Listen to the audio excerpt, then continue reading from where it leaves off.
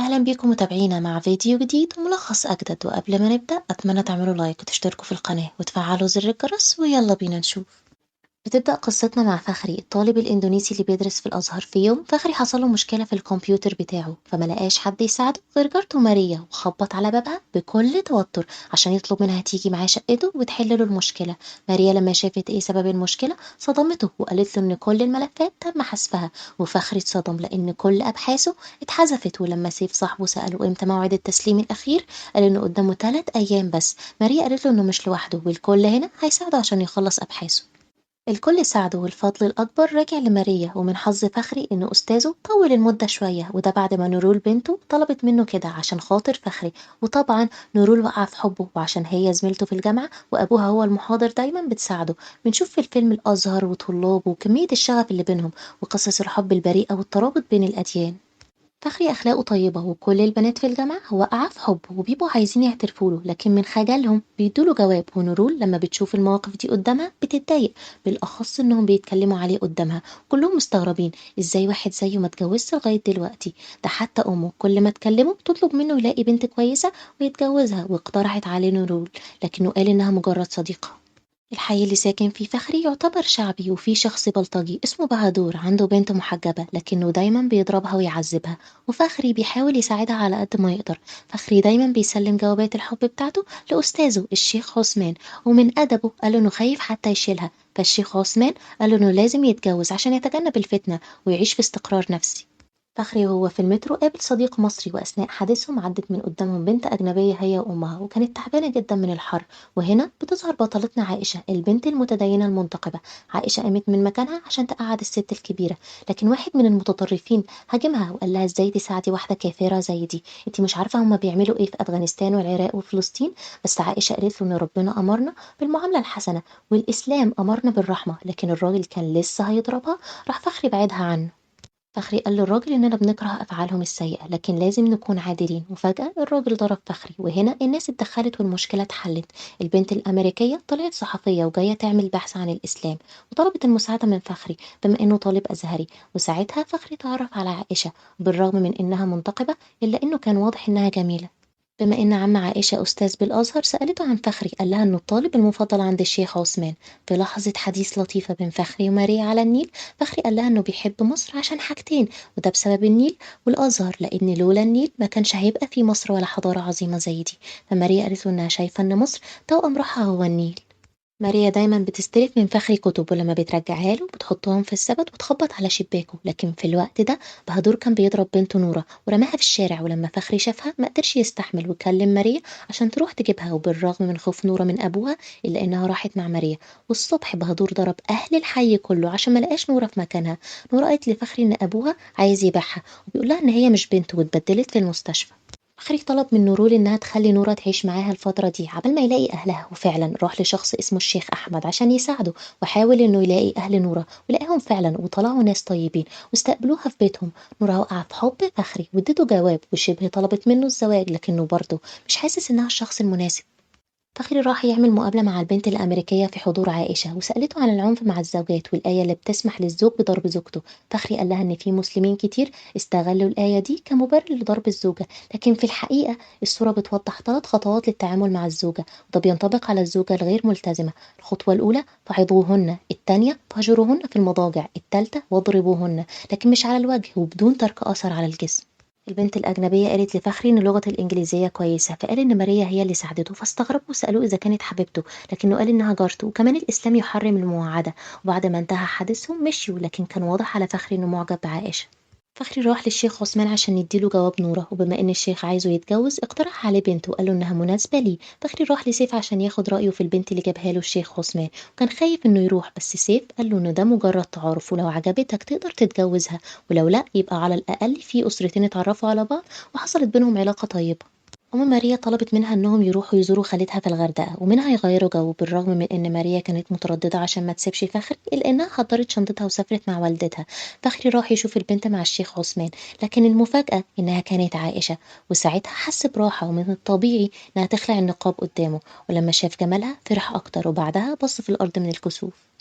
فخري راح يطمن سيف ويقول له إنه أخيرًا لقى توأم روحه، وعشان ماريا أعز أصدقائه راح يقول لها لكن ما لقاهاش في البيت. الكل بدأ يحضّر للزفاف وتم زواج فخري على عائشة، والكل كان فرحان إلا نورول. ماريا رجعت من السفر وعرفت إن فخري اتجوز وحست بالصدمة وعيطت كتير. عائشة أغنى من فخري وهو حس إن الشقة اللي هما فيها غالية عليه، ولما قال لعائشة قالت له إن دي شقة والدتها، ممكن يقعدوا هنا لفترة لحد ما يلاقوا شقة مناسبة.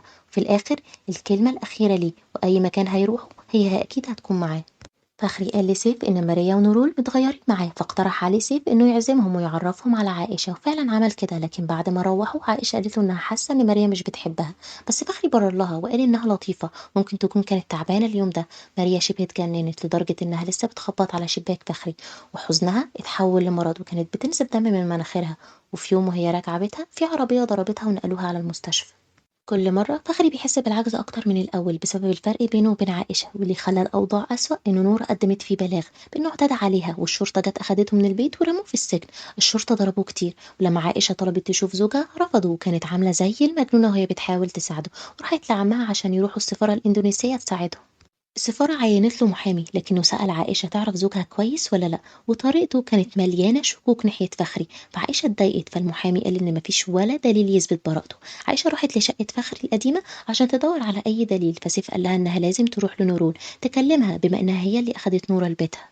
نورال قالت لعائشة اللي حصل وأكدت لها إن فخري مستحيل يعمل كده لأنه ما يقدرش يلمس أي امرأة غير المحارم، بالرغم من قذارة السجن اللي فخري كان فيه، إلا إنه ما كانش بيسيب فرد. ولما كان بيبقى عايز يتوضى كان بيتيمم من الحيطة، والراجل اللي كان معاه في الزنزانة كان بيضحك عليه. أم فخري اتصلت بعائشة وبدأت تعيط وطلبت منها ما تسيبش فخري لأنه مستحيل يعمل كده.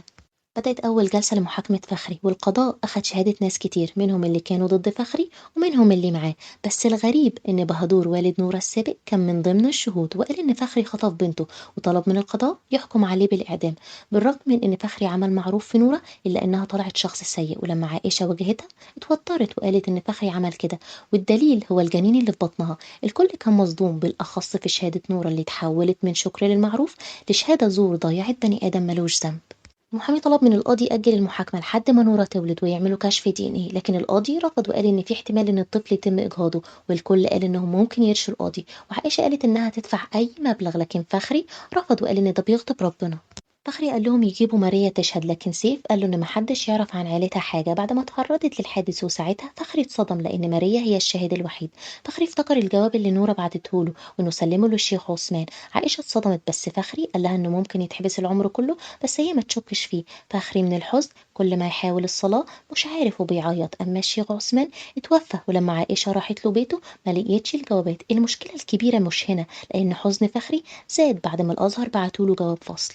السجين اللي مع فخري في الزنزانة قال له إن ربنا بيختبر صبره وهو مش أعظم من سيدنا يوسف لما السيدة زليخة راودته عن نفسه ودخل السجن بسببها، وبالرغم من كده ما اعترضش لأنه كان عارف إن ربنا بيختبره. عائشة عملت المستحيل عشان تعرف مكان ماريا، وعرفت إنها موجودة في مستشفى في الغردقة مع أمها، وفعلا عائشة راحت لها وماريا كانت تعبانة جدا. بالرغم من إنها تعافت من الحادث إلا إنها دخلت في غيبوبة ورافضة تصحى. عائشة اكتشفت إنها حامل وزاد إصرارها عشان تنقذ فخري. أم ماريا سلمت لعائشة مذكرات بنتها، وعرفت إن ماريا بتحبه من أول ما شافته، وده بسبب صدقه واستقامته، وبسببه حبت الإسلام وعرفت إن الناس سواسية، وقالت إنه بالرغم إنه اتجوز بس لسه واقعة في حبه. عائشة راحت لفخري للزيارة وطلبت منه إنها تسجل صوته وهو بيتكلم عن ماريا، يمكن صوته يصحيها. بدأ يتكلم ويقول إنه لما شافها أول مرة حس إنها لطيفة، وبنكتشف إنه كان معجب بيها واللي منعه هو دينها.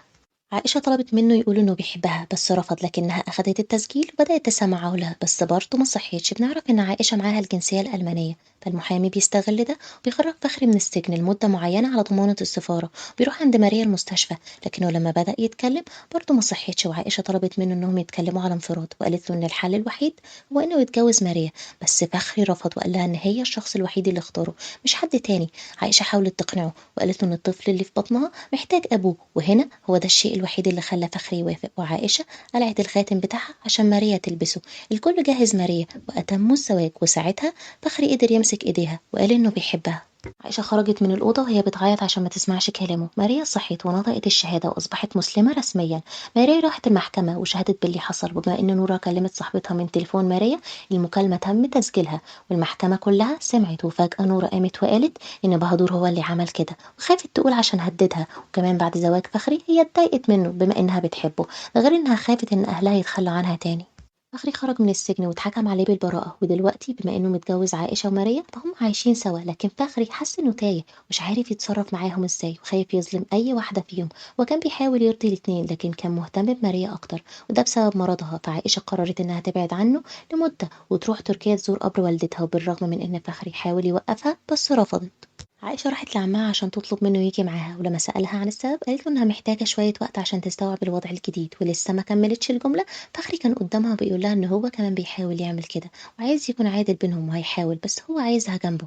عائشة لما روحت ماريا كانت في استقبالها بكل فرح وتعيشوا هما تلاتة سوا.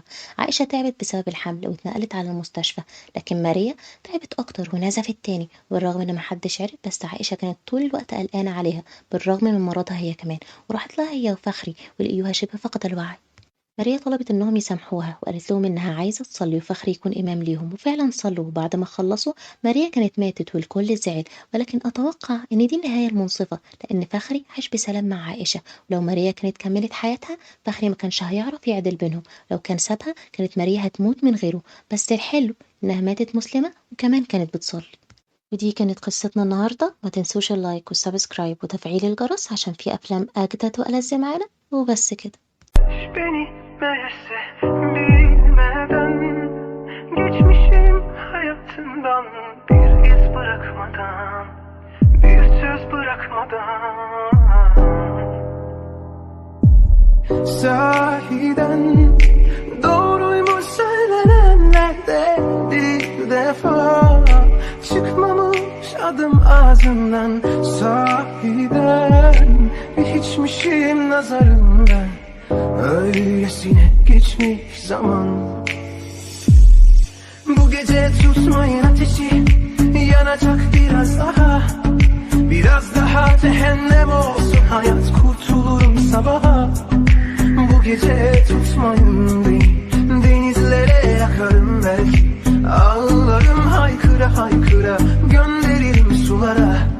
Bu gece tutmayın beni, gözlerimde kanlar olsun. Hiç kimse silmesin gözyaşımı, bana ders olsun. Bu gece acısın canım, bir daha acımasın. Bunu bana yaşatan her gece böyle kahrolsun.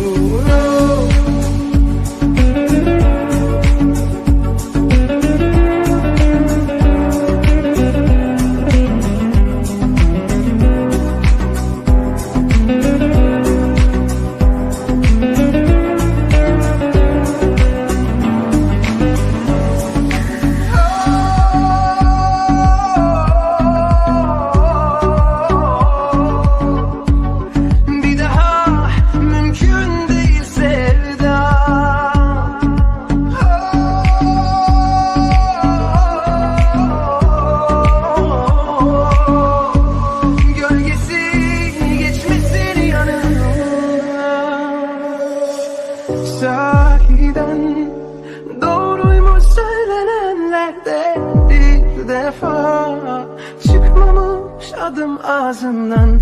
Sahiden bir hiçmişim nazarımdan. Öylesine geçmiş zaman. Bu gece tutmayın ateşi, yanacak biraz daha. Biraz daha cehennem olsun hayat, kurtulurum sabaha. Bu gece tutmayın beni, denizlere yakarım belki.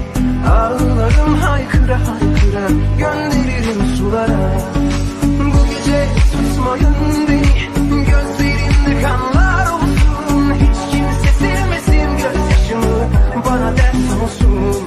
Bu gece acısın canım, bir daha acımasın.